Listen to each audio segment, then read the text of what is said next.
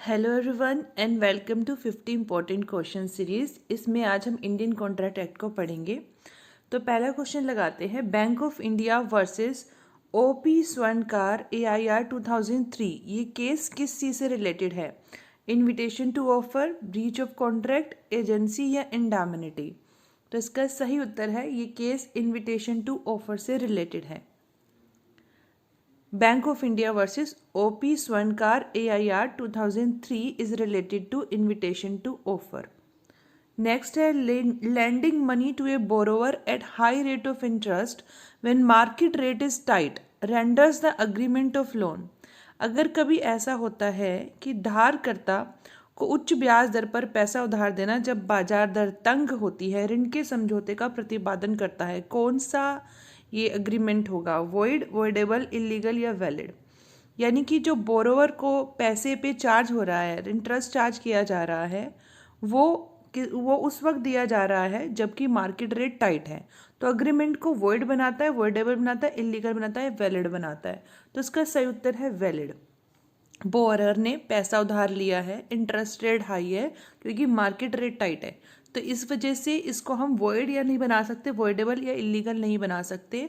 ये तो मार्केट की कंडीशन है, को स्पेसिफिकली बोरोवर के साथ नहीं किया जा रहा, तो ये जो अग्रीमेंट है ये वैलिड है। Third question, culpa in contrahendo means, तो इसका क्या मतलब है? Contract is void without consideration, fault of the party to be decided, fault in conclusion of a contract या कैपेबिलिटी ऑफ पार्टीज? तो इसका सही उत्तर है fault in conclusion of a contract. तो कल्पा इन कॉन्ट्राहेंडो का मतलब होता है fault in conclusion of a contract. Next पे चलते हैं। नेक्स्ट क्वेश्चन है, घोष वर्सेस मांगीराम बोंगुर 1954 का केस, ये किससे रिलेटेड है? Consideration, offer, doctrine of frustration या ब्रीच? तो सही उत्तर है घोष वर्सेस मांगीराम बोंगुर जो है वो फ्रस्ट्रेशन का केस है। नाश वर्सेस इनमैन केस किससे रिलेटेड है? वेरी वेरी इंपॉर्टेंट है ये। Minor's liability, free consent, fraud या मिसरिप्रेजेंटेशन? सही उत्तर है माइनर की लाइबिलिटी का ये केस है, नाश वर्सेस इनमैन। नेक्स्ट पे चलते हैं, tender was in the form of a standing form, तो निविदा स्थायी रूप में थी किस केस के अंदर? Rylands versus Fletcher, Carlill versus Carbolic, Union of India versus Maddala Thathiah, Taylor versus Porrington? तो देखिए, रिलिन वर्सेस फ्लेचर का केस ये नहीं है, ये टोट का है। कार्लिल वर्सेस कार्बोलिक का केस जो है वो जनरल ऑफर है। Union of India versus Maddala, ये इसका सही उत्तर है। A continuing guarantee is as regards future transition, भावी लेन देन के संबंध में एक निरंतर गारंटी कैसी होती है? रेवोकेबल, इररेवोकेबल, नन ऑफ द अबव या बोथ ऑफ 1 and 2? तो इसका सही उत्तर है रेवोकेबल होती है। कंटिन्यूइंग गारंटी जो है as regards to future transition revocable होती है, रेवोक किया जा सकता है उसको, सेक्शन 130 के अंदर। For the purpose of pledge, delivery of possession of goods has to be, जब प्लेज होती है उस उद्देश्य से माल के कब्जे का वितरण होना चाहिए, इम्प्लाइड, एक्चुअल, कंस्ट्रक्टिव या express?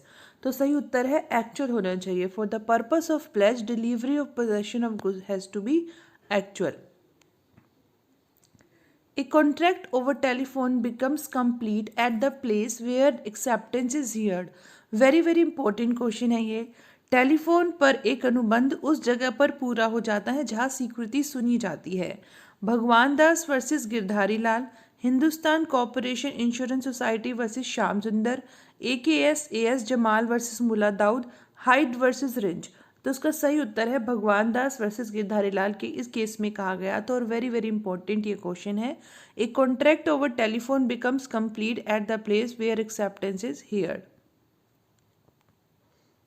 रेमिशन is the exception of, तो छूट अपवाद है किसका? ऑफर का, कंसिडरेशन का, डैमेजेस का या फ्री कंसिडरेशन का, सॉरी फ्री कंसेंट का? तो सही उत्तर है कंसिडरेशन का, रेमिशन जो है वो एक्सेप्शन है।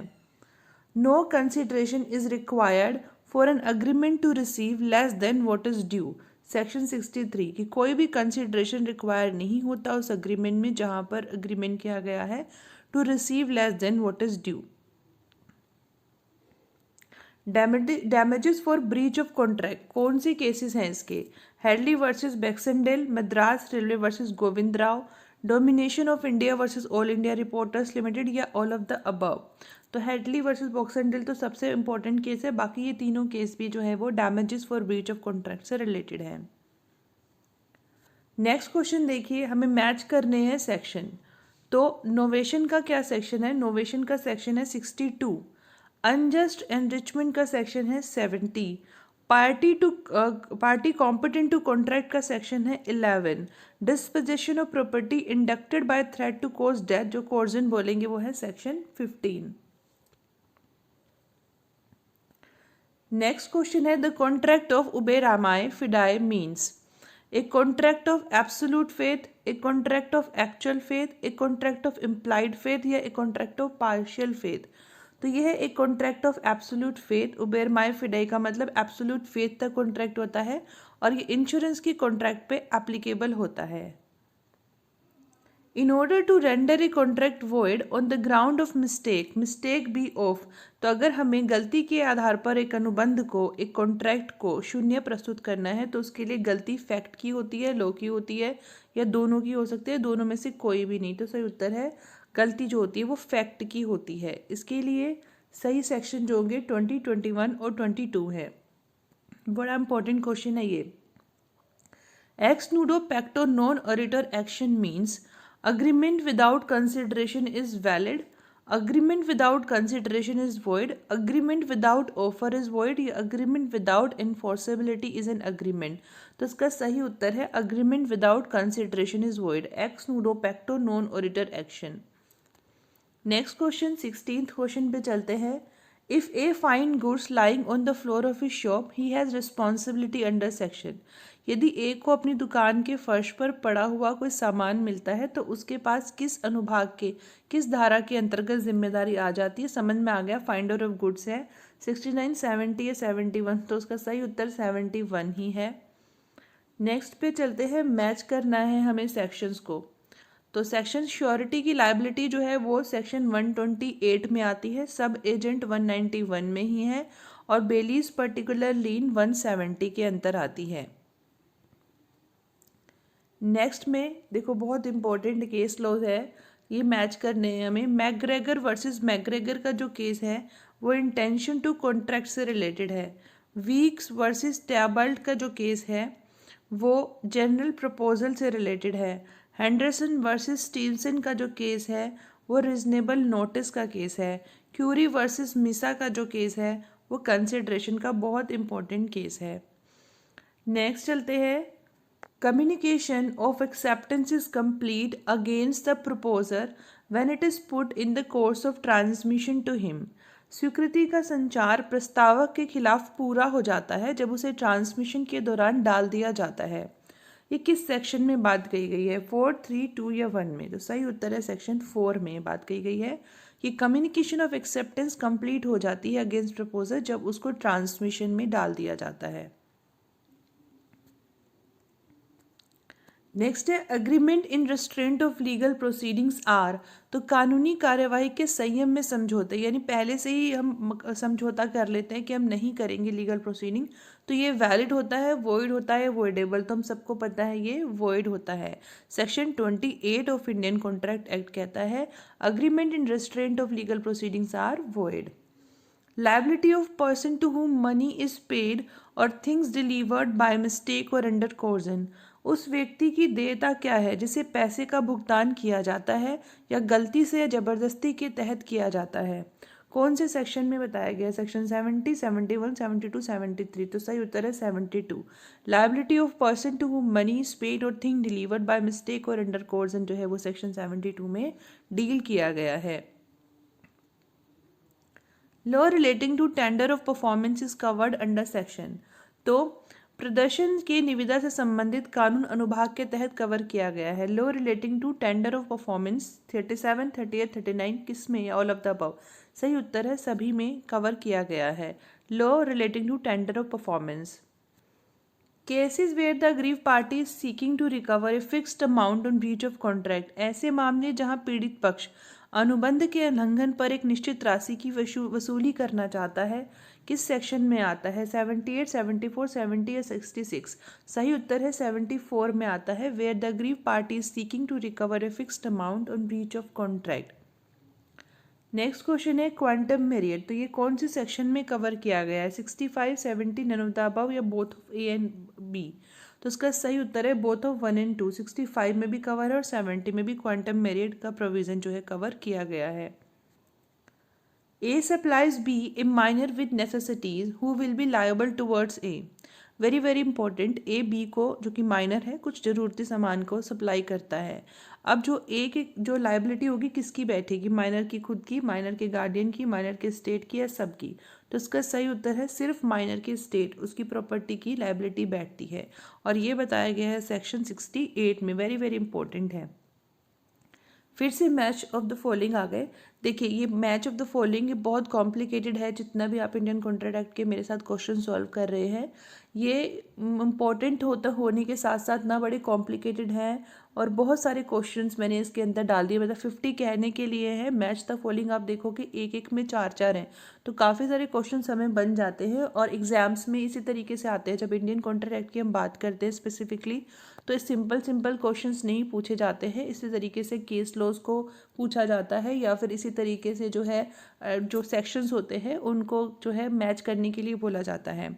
तो अभी मैच करना है हमें इन सबको। तो सुपरवेनिंग इम्पॉसिबिलिटी किससे रिलेटेड है? सुपरवेनिंग इम्पॉसिबिलिटी का मतलब अब फ्रस्ट्रेशन हो गया कॉन्ट्रैक्ट का, अब कुछ हम कर नहीं सकते, इम्पॉसिबल हो गया है, तो उसे डॉक्ट्राइन ऑफ फ्रस्ट्रेशन बोलते हैं। क्विड प्रो क्यू का क्या मतलब होता है? मतलब कंसिडरेशन, अभी हमने पढ़ा। उबेरमई फाइट्स कॉन्ट्रैक्ट जो होते हैं वो उसका मतलब होता है उबेरमई मतलब गुड फेथ में, फाइट्स फेथ में। प्रिविटी ऑफ कॉन्ट्रैक्ट का केस है Dunlop tyre corporation versus Selfridge and corporation. Privity of contract का मतलब होता है कंसिडरेशन से रिलेटेड है, ठीक है। फिर नेक्स्ट चलिए फिर हमें फिर से मैच करना है। अब लालमन शुक्ला वर्सेस गौरीदत्त का जो केस है सबको पता है, बहुत इंपॉर्टेंट है, जनरल ऑफर का केस है ये। ट्विडल वर्सेस एटिंगसन का जो केस है वो प्रिविटी ऑफ कॉन्ट्रैक्ट से रिलेटेड है। Balfour versus Balfour intention to contract का है और खानगुल वर्सेस लाखा सिंह जो है वो रेस्टिट्यूशन का केस है। ये सारे क्वेश्चंस अभी आप मेरे साथ कर लीजिए, इनकी पीडीएफ मैं आपके साथ जल्दी ही किसी ना किसी प्लेटफॉर्म पे ज़रूर शेयर करूँगी, इसलिए आप बने रहिए मेरे साथ, कोई टेंशन की बात नहीं, आपको मिलेंगे सारे क्वेश्चंस। नेक्स्ट क्वेश्चन है the contract can be discharge by impossibility of performance. प्रदर्शन की असंभवता से अनुबंध का निर्वहन किया जा सकता है। कॉन्ट्रैक्ट डिस्चार्ज किया जा सकता है इम्पॉसिबिलिटी ऑफ परफॉर्मेंस के थ्रू। सेक्शन 55 कहता है, 56 कहता है, 57 कहता है, 58 कहता है। तो जब इम्पॉसिबिलिटी ऑफ परफॉर्मेंस हो जाए तो सेक्शन 56 कहता है कि कॉन्ट्रैक्ट जो है वो डिस्चार्ज हो सकता है। नेक्स्ट क्वेश्चन पे चलते हैं। Tinn versus Hoffman and corporation is related to, तो ये किससे रिलेटेड है? Standing offer, social in nature offer से रिलेटेड, क्रॉस ऑफर या काउंटर ऑफर? तो सही उत्तर है Tinn versus Hoffman cross offer से रिलेटेड है। 30th क्वेश्चन पे चलते हैं। फ्रोस्ट वर्सेस नाइट 1872 का केस किससे रिलेटेड है? Anticipatory breach of contract, damages, unjust enrichment, finder of the good. तो सही उत्तर है फ्रोस्ट वर्सेस नाइट का case anticipatory breach of contract से रिलेटेड है। 31 पे चलते हैं। कंटिंजेंट कॉन्ट्रैक्ट कहाँ कवर किया गया है? सेक्शन 30 में, 31 में, 32 या 33 में? जो कंटिंजेंट कॉन्ट्रैक्ट है वो सेक्शन 31 में कवर किया गया है। नेक्स्ट पे चलते हैं। अब देखो ये केस इतना इंपॉर्टेंट है उतना ही सबको पता होगा। मोहरी बीबी वर्सेस धर्मदास घोष किससे रिलेटेड है? कि जो माइनर है उसके कॉन्ट्रैक्ट से रिलेटेड है, बट इसमें बहुत सारी चीज़ें बताई कि कोई रेक्टिफिकेशन नहीं कर सकता माइनर, एन एग्रीमेंट विद और by minor is void, minor can be a promisee और beneficiary, no estoppel against minor. तो बताओ इसमें से कौन सा आंसर सही है? सेकंड वाला ऑप्शन ठीक है, एन एग्रीमेंट विद और बाय माइनर इज वॉइड, ये चीज़ इसके अंदर हेल्ड की गई थी। 1903 का ये केस है और इससे पहले क्या था, सबके जो कोर्ट्स रहती थी उनका अनोनिमस मतलब ओपिनियन रहता था रिगार्डिंग कि माइनर की लायबिलिटी कितनी होती है। इस केस के बाद जो था सबका यही जो एक मत हो गया था कि माइनर के साथ या माइनर के अलावा माइनर के बिहाफ पे जो भी कॉन्ट्रैक्ट होंगे वो सब वॉइड होते हैं, कोई कर नहीं सकता माइनर के बिहाफ पे contract. Unlawful consideration in object is mentioned under, अच्छा हाँ कर नहीं सकता, बट उसमें कुछ कंडीशंस हैं कि अगर कुछ उसके बेनिफिट के लिए है तो वो अलग चीज़ें हैं, बट अदरवाइज जो कॉन्ट्रैक्ट होंगे माइनर के साथ वो वॉइड होते हैं, इस चीज़ को भी ध्यान रखिएगा। Unlawful consideration in object is mentioned under, तो गैर कानूनी विचार और वस्तु जो है किस सेक्शन में आता है, बहुत सिंपल है, 13, 20, 23 या 24, तो सही उत्तर है 23 के अंदर आता है unlawful consideration and object. Void agreements are defined under section, तो जो शून्य समझौते होते हैं वो किस सेक्शन में डिफाइन किए गए हैं, 2B, D, F, G, तो सही उत्तर है जी के अंदर वॉइड जी। ठीक है। In agreement of a purely domestic nature the intention of parties to create legal relationship is, विशुद्ध घरेलू प्रकृति के समझौते में कानूनी संबंध बनाने के लिए पार्टियों का इरादा है, presume to be exist, does not exist, depends on consideration, या to be prove to the satisfaction of the court. तो हम मान नहीं सकते कि हाँ भाई है उनके बीच कोई इरादा था ही नहीं, बल्कि प्रूव करना पड़ेगा to the satisfaction of the court कि क्या इरादा था लीगल रिलेशनशिप क्रिएट करने का। For an acceptance to be valid it must be, वैध बनाने के लिए स्वीकृति को एब्सोल्यूट होना चाहिए, अनक्वालिफाइड होना चाहिए, दोनों होने चाहिए, या पार्शियल होना चाहिए, तो सही उत्तर है एब्सोल्यूट और अनक्वालिफाइड दोनों होना चाहिए, तो ऑप्शन 3 इसका बैठता है सही। अब करेक्ट प्रोसीजर आइडेंटिफाई करो। ऑल्दो आप सोच रहे होंगे बहुत सिली सा क्वेश्चन है, ऐसा कुछ नहीं है, ये एग्जाम में आ चुका है PCSJ के, तो कई बार बच्चे कंफ्यूज हो जाते हैं कि एक्चुअल में सही प्रोसीजर क्या है। ऑफर, एक्सेप्टेंस, कंसिडरेशन या कॉन्ट्रैक्ट, ऑफर, एक्सेप्टेंस, कंसिडरेशन या offer, contract, offer, acceptance, consideration, contract, consideration, offer, acceptance, तो सही उत्तर है पहले ऑफर होता है, उसकी एक्सेप्टेंस होती है, उसका कंसिडरेशन होता है, फिर कॉन्ट्रैक्ट बनता है। देखो अभी कई बच्चे सोचते होंगे ऑफर, एक्सेप्टेंस, कंसिडरेशन, पहले कॉन्ट्रैक्ट है, फिर कंसिडरेशन है, फिर ऑफर, एक्सेप्टेंस, नहीं, पहले ऑफर, एक्सेप्टेंस, फिर कंसिडरेशन, फिर कॉन्ट्रैक्ट, ये इसका सही ऑर्डर है। तो A contingent contract is a contract to do or not to do something is some event collateral to such contract। इसका उत्तर आप मुझे बताएंगे कि एक आकस्मिक अनुबंध एक अनुबंध है जो कुछ करने के लिए है या नहीं, अगर कुछ घटना ऐसे अनुबंध के लिए समपार्श्विक है, तो अगर वो घटना हो जाती है तो कंटिजेंट कॉन्ट्रैक्ट है, नहीं होती है तो या दोनों में से कोई भी है या दोनों में से कोई भी नहीं। इसका आंसर आप मुझे देंगे कि कंटिजेंट कॉन्ट्रैक्ट होता है टू डू और not to do something is some event collateral to such contract होती है या फिर नहीं होती। कोलेट्रल है, इस बात को ध्यान रखना और बताना सही उत्तर इसका क्या होगा। The remedy of compensation given in the case of breach of contract is given under which section, अनुबंध के उल्लंघन के मामले में दिए गए मुआवजे का उपाय किस अनुभाग के तहत दिया गया है, 73, 115, 79 या 46, सही उत्तर है 73। The remedy of compensation is given in the case of breach of contract. A man enfeebled by disease or age is induced by B's influence over him as his medical attendant to agree to pay B an unreasonable sum for his professional services। A बीमारी या उम्र से प्रभावित व्यक्ति B के अपने चिकित्सा परिचारक के रूप में उसके प्रभाव से प्रेरित होता है, B को उसकी पेशेवर सेवाओं के लिए अनुचित राशि का भुगतान करने के लिए सहमत होता है। यहाँ पर बी ने कोई अंडे इन्फ्लुएंस नहीं किया, बी ने अंडे इन्फ्लुएंस किया क्योंकि वो उसके ऊपर विश्वास करता था उसकी प्रोफेशनल सर्विसेज के लिए, उसने इंड्यूस किया जो कि बीमारी से जो था बीमारी से पहले से ही पीड़ित था, तो अनुचित राशि उसने ली है, तो उसका मतलब उसने अंडे इन्फ्लुएंस उसके ऊपर रखा है। नेक्स्ट क्वेश्चन पे चलते हैं। A singer contracts with B the manager of a theatre to, ये बहुत बार आया हुआ है क्वेश्चन, to sing at his theatre for 2 nights in every week during the next 2 months, and B engages to pay her 100 rupees for each night's performance. On the 6th night, A willfully absents herself from the theatre and B in consequence resigns the contract। एक गायिका एक theatre के प्रबंधक B के साथ अनुबंध करती है जो अगले 2 महीनों के दौरान प्रत्येक सप्ताह में 2 रातों के लिए अपने थिएटर में गाने के लिए है, और बी प्रत्येक रात के प्रदर्शन के लिए से 100 रुपये का भुगतान करने के लिए कहता है। छठी रात को थिएटर से वह खुद इच्छापूर्वक जो है गायब हो जाती है और बी परिणाम में अनुबंध को जो है रिसाइन कर देता है, कैंसिल कर देता है। B is not entitled to claim compensation the damage which he has sustain through the non fulfilment of the contract, तो उसको एंटाइटल्ड नहीं है, उसको कंपेंसेशन नहीं मिलेगा या उसको कंपेंसेशन मिलेगा या ए को कंपेंसेशन मिलेगा? तो सही उत्तर है बी को कंपेंसेशन मिलेगा, क्योंकि वो विलफुली एब्सेंट हुई है, तो ऑप्शन हमारा बी सही बनता है। नेक्स्ट क्वेश्चन पे चलते हैं। A tradesman leaves goods at B's house by mistake, B treats the goods as his own. यहाँ पर एक व्यक्ति है, एक ट्रेडमैन, एक बिजनेसमैन गलती से बी के घर पर सामान छोड़ देता है। बी सामान को अपना मानता हुआ है, उसे यूज़ कर लेता है। तो he is not bound to pay a for them, उसे ए को पे करने की ज़रूरत नहीं। ही इज़ बाउंड टू पे पार्शली ए फॉर देम, तो वो पार्शली पे करेगा। या he is bound to pay a for them, तो इसका सही उत्तर है ये थर्ड वाला, कि वो उसे बाउंड है, उसे पे करना ही होएगा। A contracts to compensate B against the consequences of any proceeding which C may take against B in respect of a certain sum of ₹500। A B को ये कहता है कि मैं आपको कंपनसेट करूँगा अगर कोई भी कॉन्सिक्वेंस होता है जो प्रोसीडिंग्स में सी के साथ जो सी जो है ले सकते हैं in respect of a certain some of 500 में। तो ये वैलिड है, कॉन्ट्रैक्ट गारंटी का है, इंडेमनिटी का, स्टिपुलेशन का, एजेंसी का है। तो सही उत्तर है इंडेमनिटी का है, कि मैं कंपनसेट करूँगा अगर कुछ ऐसी चीज़ होती है जो कि मतलब गलती करता है सी, ठीक है। तो वो इंडेमनिटी का हुआ कि दूसरे के लॉस की, दूसरे की वजह से लॉस हो रहा है, या फिर जो इंडेमनीफायर है उसकी खुद की वजह से लॉस हो रहा है, तो जो इसी का कॉन्ट्रैक्ट को कहते हैं इंडेमनिटी।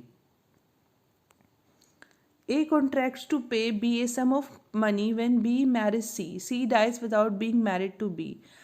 A जो होता है कॉन्ट्रैक्ट करता है B से कि मैं आपको कुछ पैसे दूंगा, सम ऑफ मनी दूंगा, जब B जो है मैरी कर लेगा C को। अब C की मृत्यु हो जाती है वो B से शादी हुए बिना, तो कॉन्ट्रैक्ट फोर्स हो सकता है, बिकम्स वॉइड, वैलिड या इलीगल। तो बहुत सिंपल है, कॉन्ट्रैक्ट जो होता है वो क्या हो जाता है, वॉइड हो जाता है।